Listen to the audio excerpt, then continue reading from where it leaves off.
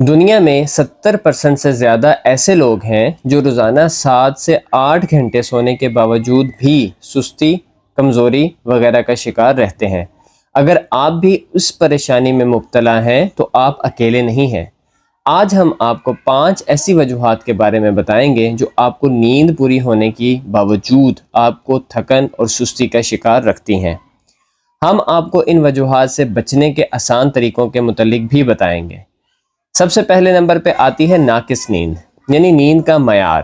نیند کی کوانٹٹی تو میٹر کرتی ہی ہے، اس کے ساتھ ساتھ نیند کی کوالٹی بھی بہت میٹر کرتی ہے۔ نیند کے اندر ایک حصہ ہوتا ہے جس کو ہم REM سلیپ کہتے ہیں، یعنی ریپڈ آئی موومنٹ۔ نیند کے اس حصے میں ہم سپنے دیکھتے ہیں اور نیند کے سب سے گہرے حصے میں ہوتے ہیں۔ یہ حصہ ہماری نیند کا 20 سے 25% ہونا چاہیے، یعنی اگر ہم 8 گھنٹے کی نیند لیتے ہیں تو یہ حصہ کم سے کم 1.5 سے 2 گھنٹے کا ہونا چاہیے۔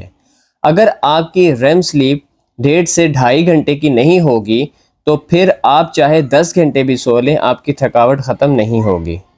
جسم سست رہے گا اور دماغ بھی جاگنے کے باوجود سویا رہے گا۔ تو REM سلیپ کو بہتر بنانے کے لیے آپ کو چاہیے کہ آپ رات کو سونے سے 1.5 سے 2 گھنٹے پہلے موبائل، لیپ ٹاپ وغیرہ کا استعمال بند کر دیا کریں۔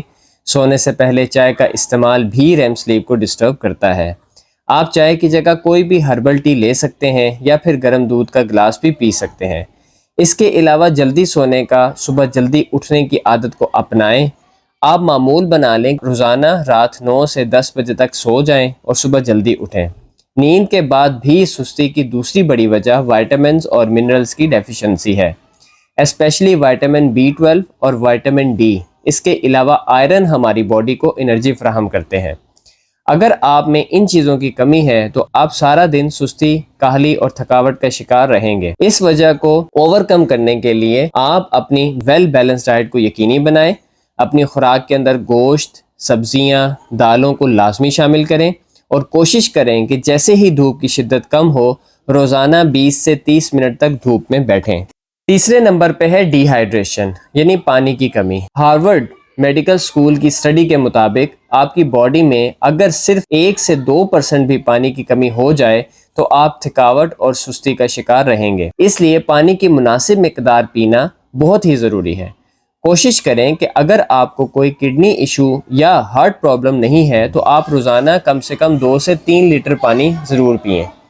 چوتھے نمبر پر ہم کچھ بیماریوں کی بات کریں گے جن کی علامات میں بھی سستی، تھکاوٹ وغیرہ پائی جاتی ہیں۔ ان بیماریوں میں تھائرائیڈ اور شوگر وغیرہ ٹاپ آف دی لسٹ ہے۔ اگر آپ کا وزن بغیر کسی وجہ کے بڑھ رہا ہو تو یہ تھائرائیڈ کے مسئلے کی ایک وجہ ہو سکتی ہے۔ اس کے علاوہ ڈائبیٹک پیشنٹس میں بار بار پیشاب کا آنا، خاص طور پر رات کے وقت، اور بار بار پیاس کا لگنا کامن سمٹمز پائی جاتی ہیں۔ تھائرائیڈ اور ڈائبیٹیز کے پیشنٹس یہ 2 بڑے ایلیمنٹس ہیں جن کی وجہ سے اکثر لوگوں میں، خاص طور پر خواتین میں، تھکاوٹ اور کمزوری رہتی ہے۔ نمبر 5 پہ آتی ہے پریشانی، سٹریس، اینزائٹی وغیرہ۔ یہ ایسے مسائل ہیں جو ہماری سوسائٹی میں بہت ہی زیادہ پائے جاتے ہیں لیکن ان کو بہت ہی انڈر رپورٹ کیا جاتا ہے۔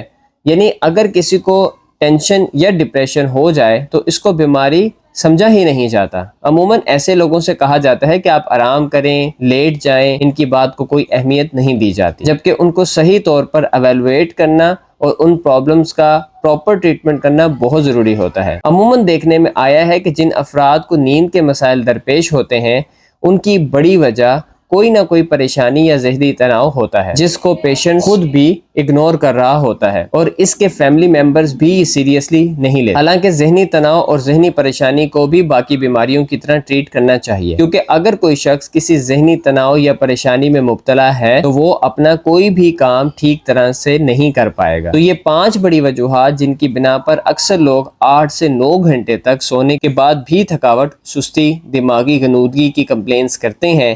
اگر آپ کو بھی اپنے سلیپنگ آورز پورے کرنے کے باوجود یہ تمام پرابلمز رہتی ہیں تو مجھے کامنٹ سیکشن میں ضرور بتائیے گا۔ امید کرتے ہیں ویڈیو پسند آئی ہوگی۔ لائک، شیئر اور سبسکرائب ضرور کیجیے گا۔